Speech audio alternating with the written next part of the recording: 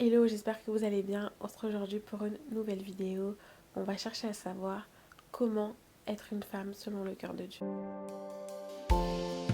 J'ai établi 7 caractéristiques qui, selon moi, caractérisent une femme selon le cœur de Dieu. Le premier point, c'est une femme qui connaît son identité. Mais cette femme ne se dévalorise pas, elle ne laisse personne la dévaloriser, elle se respecte et donc elle obtient le respect des autres autour d'elle. Donc elle respecte également la personne qui vit en elle, c'est-à-dire Dieu.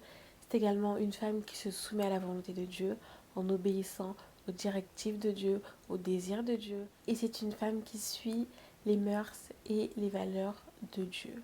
Donc elle sait comment vivre selon l'esprit, elle marche selon l'esprit, elle a fait mourir sa chair dans un premier temps et donc elle ne marche plus par les désirs de sa chair. Le second point, c'est une femme qui connaît le cœur de Dieu. En effet, c'est une femme qui sait discerner les mensonges de l'ennemi et les pensées de Dieu. Ainsi, elle ne vit pas sous le poids de la culpabilité, elle sait être aimée de Dieu, elle vit sous l'amour de Dieu. Très important ce point de savoir être aimée de Dieu parce que ça fait que c'est une femme qui saura être aimée des autres, qui saura être aimée de son compagnon, qui saura être aimée de ses amis et qui aura des facilités dans ses relations. Et donc elle ne laisse pas les mensonges de l'ennemi venir s'implanter dans son esprit, venir toxifier toutes ses pensées parce qu'elle connaît le cœur de Dieu, elle connaît sa parole.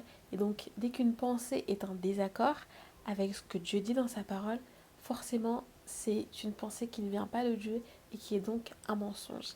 C'est également une femme qui, en connaissant le cœur de Dieu, connaît la vie de Dieu concernant sa destinée, concernant son appel, concernant ses plans pour sa vie. Donc elle sait où elle va, vu qu'elle est en accord, vu qu'elle marche avec la connaissance du cœur de Dieu. Le point numéro 3, c'est une femme vertueuse. Donc selon la définition, la vertu, c'est-à-dire qu'on est disposé à faire le bien et à rejeter le mal. On connaît sûrement tous ce proverbe 31 qui décrit cette femme vertueuse. C'est un peu cet idéal féminin dont je vais vous lire quelques versets. Qui peut trouver une femme vertueuse? Elle a bien plus de valeur que les perles. Verset 10. Ou alors on a encore au verset 26. Et elle se rit de l'avenir, elle ouvre la bouche avec sagesse et les instructions aimables sont sur sa langue. Et on a encore plein d'autres, je vous invite à aller lire ce proverbe. Donc en effet, c'est une femme dépeinte parfaitement, j'ai envie de te dire. Donc c'est un peu cet idéal à atteindre. Et voilà, une femme vertueuse, une femme qui correspond à ce proverbe inspiré de Dieu. Dieu est en faveur de cette femme et aime cette femme profondément. Et bien c'est une femme qui plaît au cœur de Dieu. Donc si nous cherchons à aspirer à cette vertu, à aspirer à ce proverbe 31, si nous cherchons continuellement à faire la volonté de Dieu en cherchant à être une femme vertueuse, alors nous devenons une femme selon le cœur de Dieu. Le quatrième point, c'est une femme douce. On peut voir que la douceur, c'est un des fruits de l'esprit dans Galates 5, verset 22. Donc c'est bien que la douceur est un point élémentaire pour le Seigneur. Attention, par contre, la douceur, ça ne veut pas dire de manquer d'autorité, de ne pas avoir d'autorité ou quoi que ce soit, de ne pas avoir de caractère. Loin de là. Mais c'est une femme qui sait parler avec douceur, qui sait agir avec douceur, prendre soin des autres, être attentionnée, parler intelligemment, savoir se taire au bon moment, prendre le temps de d'abord réfléchir avant de sortir n'importe quel mot de sa bouche. C'est une femme qui veille sur sa bouche. Et vous verrez qu'une femme pleine de douceur est beaucoup plus respectée qu'une femme qui crie, qu'une femme qui parle d'un ton agressif. Voilà, n'imaginez pas qu'une femme qui parle plus fort est plus respectée qu'une femme qui parle d'un ton tout à fait normal, j'ai envie de dire. Donc soyez attentifs à cela, à votre manière de vous exprimer, à la manière dont vous agissez également avec vos proches. Est-ce que vous agissez avec douceur? Est-ce que vous manifestez le fruit de l'esprit que le Seigneur attend de vous, attend de nous-mêmes, j'ai envie de dire? On peut voir que Jésus également était un homme doux, donc c'est vraiment une valeur, une qualité qui est fondamentalement importante à développer. Le point numéro 5, c'est une femme sage. On peut voir plusieurs fois dans la Bible où le Seigneur parle de la sagesse qui demande à ce que l'on demande de la sagesse et elle nous sera donnée très certainement. Il dit que la femme sage bâtit sa maison, tandis que la femme insensée détruit sa maison. Je paraphrase.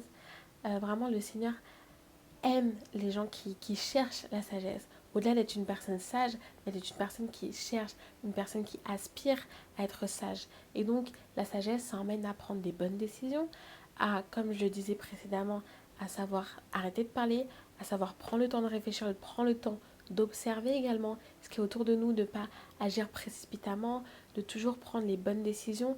Et du coup, prendre les bonnes décisions, ça veut dire que l'on marche selon la volonté de Dieu. Et marcher selon la volonté de Dieu, c'est favorable au Seigneur et c'est donc être selon son cœur. Le point numéro 6, c'est être une femme qui sait écouter, qui est prompte à écouter et qui a un cœur de chair et non de pierre. En effet, on peut le voir encore une fois dans la parole, que lorsque le Seigneur parle d'un cœur de pierre, généralement c'est suivi, ça veut dire que c'est une personne qui n'écoute pas, une personne qui ne va pas entendre. On peut voir dans le passage avec Pharaon et Moïse, quand le Seigneur dit qu'il va endurcir le cœur de Pharaon, c'est-à-dire que le Pharaon ne va pas entendre ce que Moïse va dire. Donc, avoir un cœur de chair, avoir un cœur sensible et non un cœur de pierre, ça veut dire que c'est une personne qui sait écouter. Et au-delà de savoir écouter les autres, c'est aussi savoir écouter les ordres, savoir écouter les directives, savoir écouter les instructions de nos autorités, de nos pères, mais également de Dieu également. C'est très important d'être cette femme qui sait écouter et qui donc par la suite sait appliquer. Parce que pour pouvoir vouloir d'abord faire des bonnes actions, agir favorablement sur la volonté de Dieu, etc., etc., la première chose à faire, c'est d'écouter. D'écouter ce qui est important de faire.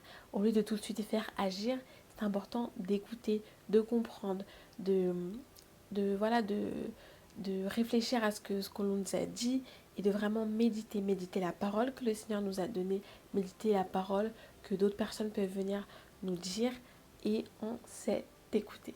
Le 7e point, c'est une femme qui craint l'Éternel. On peut voir, c'est l'un des derniers versets du Proverbe 31. La femme qui craint l'Éternel est celle qui sera louée. Donc, la crainte de l'Éternel est une vertu très, très favorable pour le Seigneur. Je vous invite vraiment à chercher à craindre l'Éternel. Et craindre l'Éternel, ça veut dire quoi? Ça veut dire qu'on obéit à Dieu, on obéit à la volonté de Dieu, sans réellement se préoccuper de la vie des autres, parce que parfois le Seigneur peut vous inviter à faire des choses qui vont être contre la logique humaine, qui va être pour les hommes quelque chose de complètement fou, de complètement irraisonnable, mais savoir aller contre la vie des hommes, mais aller pour la vie de Dieu, c'est être une femme qui obéit et qui craint l'Éternel. Pour ça, je vais vous faire un petit témoignage du moment où j'ai dû suivre aveuglément les instructions de l'Éternel. Donc le Seigneur m'a demandé de faire une année sabbatique, donc d'arrêter mes études pendant 1 an.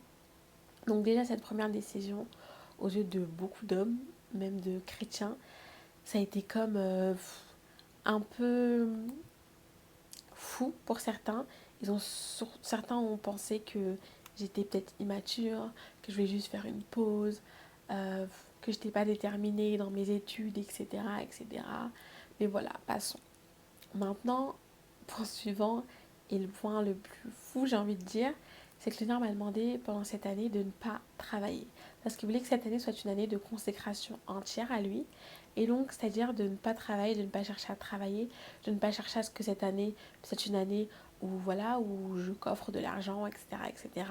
Et donc, encore une fois, pour beaucoup, et encore plus, j'insiste, encore plus pour beaucoup de chrétiens, parce que des fois, on pense que c'est que les gens du monde, ceux qui ne croient pas en Dieu, et que les chrétiens vont complètement être en accord, vont complètement comprendre ce que Dieu nous dit de faire, mais loin de là. Donc le Seigneur m'a demandé de ne pas travailler, et j'ai complètement obéi, et j'ai passé une année incroyable. Une année où ma relation avec Dieu a été exponentielle. C'est-à-dire que c'est comme si j'ai été d'une rapidité x4 qui m'aurait pris dans ma vie normale, quotidienne, peut-être 4 ans. Et là, ça m'a pris 1 an. Et donc, c'était une année de consécration incroyable. Et même si, j'ai reçu quelques jugements, des regards inquiets, des recommandations même, si tu devrais aller chercher un travail, tu devrais faire ci, tu devrais faire ça.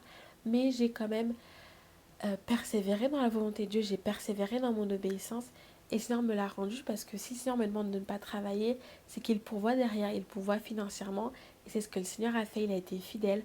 Donc je vous encourage vraiment à suivre la volonté de Dieu et malgré ce que les hommes peuvent vous dire, vraiment restez accrochés à ce que Dieu vous dit, aux promesses que le Seigneur vous donne, parce que le Seigneur pense bien plus loin, plus loin, plus loin que votre esprit, que tous les esprits humains.